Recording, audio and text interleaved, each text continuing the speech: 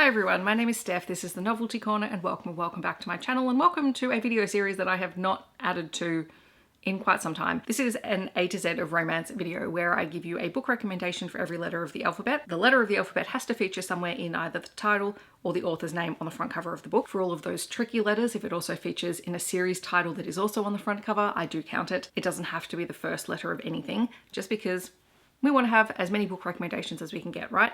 So there is a playlist. I will leave it linked for you so you can go to it if you want to see previous videos. I think this is the 9th installment of the A to Z of romance books. The way that this works, if you've never been here before, I give you the letter, I give you the book title and the author, and then I give you a 1-sentence summary that usually basically includes a list of tropes or just common things that you would expect to find in the book. In the description, I will leave a list of all of the books and I'll put a little warning sign next to anything that has a content warning that you might like to check out.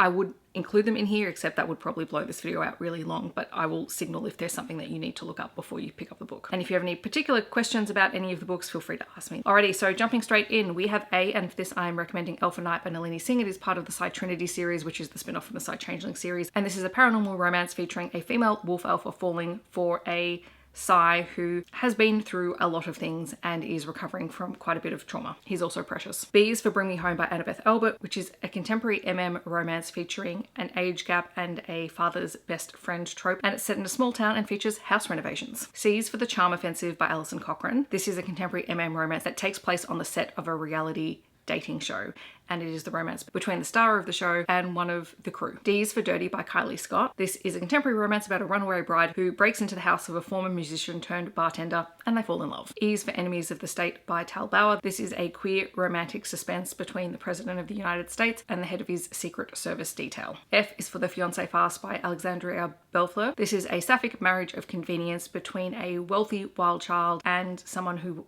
runs their family's romance bookstore. G is for Can't Say Goodbye by Finley. This is a polyamorous long distance relationship where all three male protagonists are separated for long periods of time until feelings get caught. H is for The Husband Hoax by Saxon James. This one is a contemporary marriage of convenience romance with protagonists from different social classes. I is for Iridescent Lust by Ryder O'Malley. This is an superhero story. It's book 3 in the series. I still have not read the other books in the series yet. It is on my list of things to do. And it is the romance between a teleporting superhero and a bartender. J is for Just Don't Fall by Clair, which is a closed-door small-town hockey romance with fake dating between childhood friends. K is for Devon and Kris Plan a Wedding by Chencia Higgins, and this is a sapphic romance on the set of a reality wedding show where the two protagonists have to convince everyone in their lives that they're deeply in love and they're getting married in 6 weeks, despite the fact that they've only just met. L is for Let's Get Textual by Teagan Hunter. This is a contemporary romance with a meet cute via a wrong number. M is for Mistakes Were Made by Meryl Wilsner. This is a sapphic age gap romance with the best friend's mother. N is for Luca by Nyssa, Kathryn, which is a romantic suspense with a bit of a sci-fi spin on it because you have a MMC who has gone through a super soldier program who falls in love with his next door neighbor who is running from her past. O is for One Time Only by Lauren Blakely. This is a contemporary romance between a rock star and his bodyguard. P is for Poorly Wired Circuit by Kate Page. This is a superhero romance featuring a single dad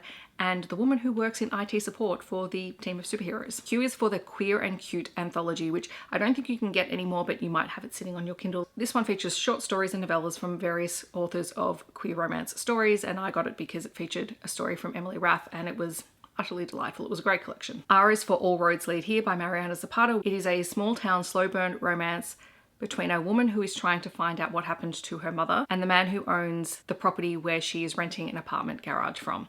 Spoiler alert, he did not rent it to her, his son did, and there is issues around that. S is for Shocked by Kate Canterbury. This is a rivals to lovers romance that's set in the same world as In a Jam and In a Rush, and it features the owner of an oyster bar who falls for one of the owners of the cafe next door. T is for Treble by Rilsey Adams. This one is a poly-romance between an established couple who both fall for the same woman. U is for Unwrapped by Jessica Gaziello, which is a contemporary holiday romance about a woman who decides to celebrate Christmas by herself in a cabin, but she never gets there because her car breaks down and she ends up being rescued and falls in love with her rescuer. V is for Haven by Clair Kent. This is a post-apocalyptic forced proximity romance set at the end of the world. The entire series is fantastic. If you have not picked up Clair Kent, Highly recommend. W is for Well Travelled by Gender Luca. This is about a former lawyer who falls in love with the Ren Fair life and the charming guitarist who she's travelling with. X is for Hex by Anna Hackett, and this is about a hacker who works for a security company falling for a deep cover spy. Y is for Role Playing by Kathy Yardley, and there are so many Ys between the title and the author's name that I feel really proud about this one. Also, I just love this book. This is a contemporary Gen X romance between an empty nester FMC and a caretaker MMC who is also bisexual and demisexual who meet while online gaming. I've talked about this book a lot. Feel free to search my channel if you want more information. It's one of my favorite romances of all time. And then Z is for Scoreless Game by Anna Szabo.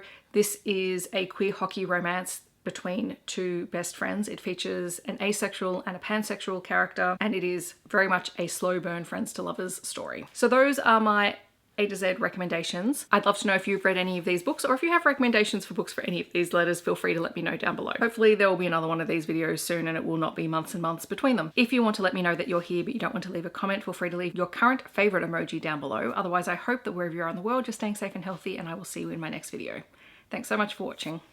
Bye everyone.